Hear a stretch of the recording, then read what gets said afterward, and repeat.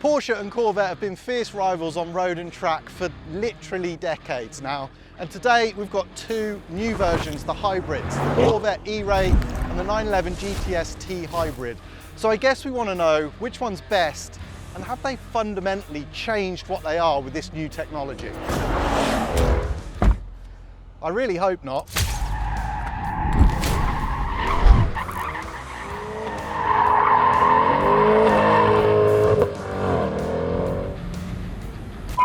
I know the photographers like the roof off, but it's like 1,000,000 degrees, so I'm gonna press all this thing back on.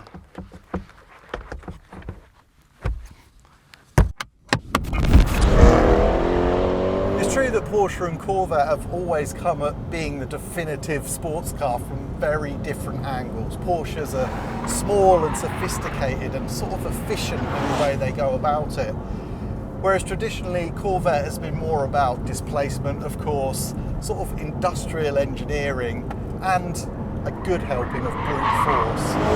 But over time, and with this new mid-engine platform, it's only natural that they've started to converge in on the best way to create a really, really good sports car. And now they've come even closer because both have had to embrace hybridization, and the key is they've embraced it for performance, not for efficiency.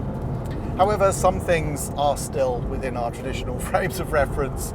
This thing, the E-Ray, is $118,000 or thereabouts in its home market. We have a Carrera 4 GTS, $172,000, maybe a little bit more, $206,000 as tested. So the price gap remains huge. The performance gap is much tighter and follows the pattern you might expect. The E-Ray has a considerable power advantage, but a bigger footprint and more mass to accelerate, brake and turn. The E-Ray shares the wide track, wide body configuration with the track-focused Z06, but instead of the wild flat plane crank V8, utilises the base model Stingray's 6.2 litre small block and then supplements it with an electrically powered front axle. The combined output is 655 horsepower and 595 foot-pounds of torque. Good enough for 0 to 60 in a claimed 2.5 seconds and 183 miles an hour, despite weighing 1,765 kilos. The Porsche Carrera GTS 4 takes a different approach. The four-wheel drive system is mechanical, featuring a multi-plate clutch to engage the front axle dynamically when required. The T hybrid system is shared with the standard GTS, so the 3.6 litre flat six with electric turbocharger, electric motor in the PDK box and small battery are unchanged. Total power is rated at 478 brake horsepower and 420 foot-pounds of torque, good for 0 to 60 in 3 seconds dead and 194 miles an hour. The Porsche weighs 1,645 kilos and the GTS spec also means 10mm lower PASM sport suspension and rear steering. Philosophically different then, but homing in on a similar result. But which one is best?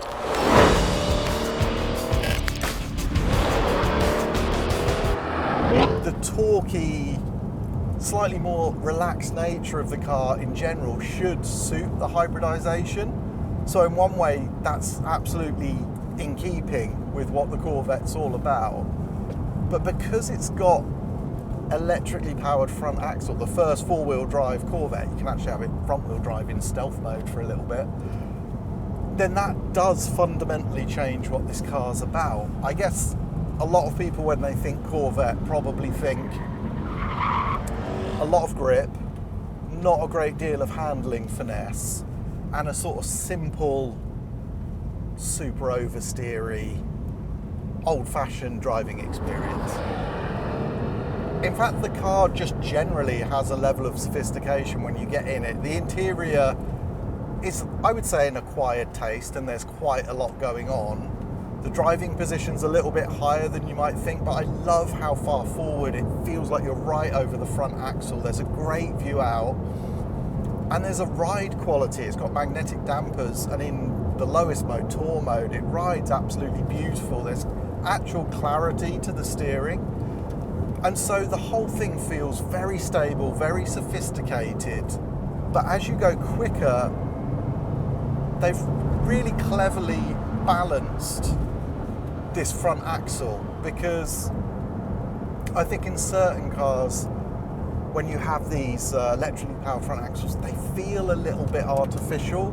They do things that you don't expect, and it takes you out of the driving experience. Suddenly you're a little bit separate from what's happening. But this car doesn't do that. It just gives you really nice traction, a really nice balance, and you feel like you're getting assistance. You know, you're being helped, but you're not being robbed of feel or feedback or interaction. The engine is fantastic. I should say the powertrain is fantastic, because the old V8 doesn't rev high, 6,600 rev limit, but it's got that lovely noise and throttle response. But it's also got a new trick. So this car doesn't want to disguise it's a hybrid. It sort of celebrates it. It's really clever that dynamically it utilises that front axle well without it being overwhelming or dominating the experience. But when you punch it, you've got this strange noise, which is like a mixture of like an old-fashioned pipe organ and a sci-fi plasma gun. It's really weird, but I quite like the way Corvette have integrated this hybrid system. They've sort of celebrated the old and the new at the same time, which is pretty cool actually. So the E-Ray makes a strong first impression. There's so much more instant torque than the Z06, but greater control than the Stingray. The soundscape is contrived, but quite fun, and with so many modes to choose from, there's the promise that the E-Ray can grow in stature as your confidence and commitment increases. The GTS 4 has a worthy rival. Porsches really are such a pain because the Corvette makes such a good impression, but as soon as you jump in this car, some of the fundamentals feel so good and so natural. In that, as I mentioned, in the Corvette you're a little bit high, where you get in this, you're sat way down on the ground, the view's fantastic, the steering wheel's got loads of adjustment in it, and you feel immediately at home, and that's what Porsches have always done. The GTS is really interesting because they've gone a completely different way with their hybridization. They don't really want you to know this is a hybrid in any way, shape or form. In fact, this new 3.6 litre single turbo electrical turbocharger is a much nicer engine than the 3 litre twin turbo that we've had to get used to recently, since Porsche went turbocharged with even the Carrera and Carrera S models. It's just got a bit more character to it somehow. It sounds a bit better. It revs really nicely at the top end.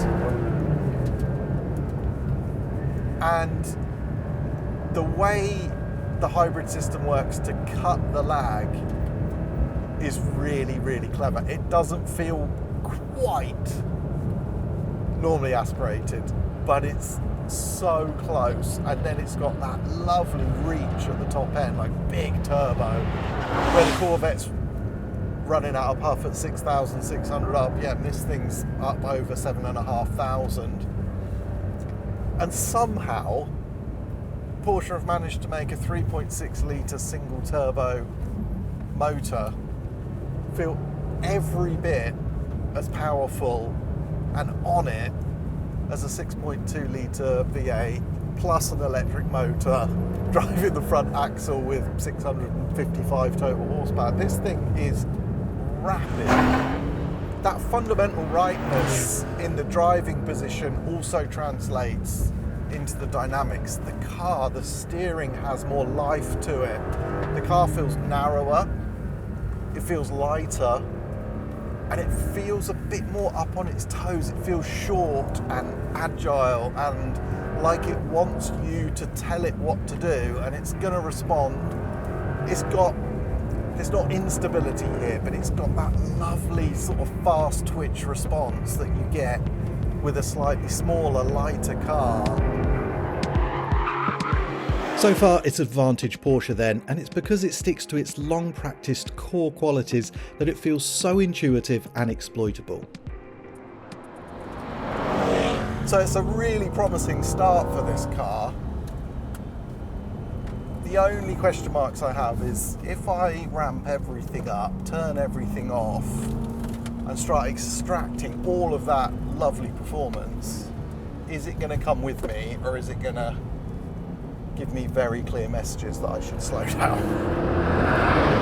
There's an awful lot of traction control modes in this car as well, but I don't feel like I need to lean on them. It's really good on the track, but I want to get past that and see how this thing starts to perform. I've backed the dampers off a little bit, backed the steering off as much as I can, but got everything else ramped up. I don't know, the performance is good. It maintains this lovely lack of understeer. Brake feel is pretty good, but the tyres, these huge tyres, start to really have to work to keep all this force in control. Lovely traction though. Really frees you up, that front axle, to use the power. It's a good thing, this. The temptation is just to think, well, why would you have this when you can have the Z06, which I completely understand. And if you're on the track all the time, yes, but the Z06 has this weird thing where it doesn't actually feel that quick a lot of the time because it's so top-endy. And this thing has just that punch of the big V8 and the hybrid. So it's pretty nice. It has the weird third to fourth gap that all C8 Corvettes have. So you've got nicely stacked first, second, third. And then you've got fourth, and it's sort of, it kills everything. Luckily, this car has that torque fill, so it's not quite as much of a problem. You know what? This thing is good. It definitely feels bigger and heavier than the Porsche, but it does give you a great deal of confidence. The E-Ray is a really good road car, and it doesn't wilt under extreme provocation, not at all. Yet neither does it quite elevate itself to a new, more exciting and satisfying level, which brings us back to the Porsche. So what if we go and unleash it fully? This has got the PDCC, and if I turn it up, what I was looking for in the Corvette, which was a bit more agility, response, a sense that I was getting hooked deeper into the driving experience, that happens. Porsche, I didn't used to like the PDCC system, the active roll. They've really nailed it now. And this car, it doesn't ride as well as the Corvette, and it's noisy on the freeway. But when you go into the stiff mode, it's worth that extra, it's not harshness, it's worth putting up with a slightly stiffer ride because the control ramps up, the steering seems to become more responsive, there's more feel. And I know people are slightly snobby about four-wheel drive 911s. I think they're mega. I really, really like them. You have to unlock even further how to drive them, and for me, that's what the 911 is anyway. It's a conundrum that once you understand and can make it work, it's endlessly rewarding, and the four-wheel drive system just adds a bit to that. I think it slightly dulls the steering. It makes it just a little bit heavier, tiny bit of corruption, but I love the way they retain that lovely rear engine digging you out the corner feel. The car wants to move around, but there's an added bit of drive from the front axle, so you have to just engage your brain slightly differently. But I really, really enjoy it. I think it's a lot of fun, and it actually can feel a bit edgier than a rear-wheel drive car because there's a bit more going on. Yeah, this thing is fantastic. If there's anything to criticise on this car, it's this is going to sound strange because no one ever criticises the PDK box. I wonder if there's something about the electric motor within the box that's changed it slightly, because just occasionally it's not giving me the downshift just when I want it. And even a couple of the upshifts have been a bit lazy, so okay, that's it. That's me done with the big criticisms. The car's is good. Yeah, when things start to really challenge you, bumps in the road, it narrows down, there's rock faces, there's trees encroaching, the level of confidence and accuracy this car equips you with is just sort of next level from the Corvette. The Corvette's a really cool thing, and enjoyable. Like, it's an enjoyable car to hustle along, and in isolation you're like, okay, I get it, this thing's right on it. But it doesn't take long. In fact, it's immediate that the Porsche just takes the blinkers off and opens out a whole new world of opportunity and fun. So the creep of tech, emissions legislation and safety requirements keeps on attacking the sports car genre, but luckily the genius engineers continue to find ways to keep their spirit alive. I think it's fair to say that the 911 Carrera GTS 4 beats the Corvette E-Ray for pure driving enjoyment. But both value and celebrate what made these cars so iconic in the first place, and in the case of the Corvette, bring a new dimension to the experience. We will take that.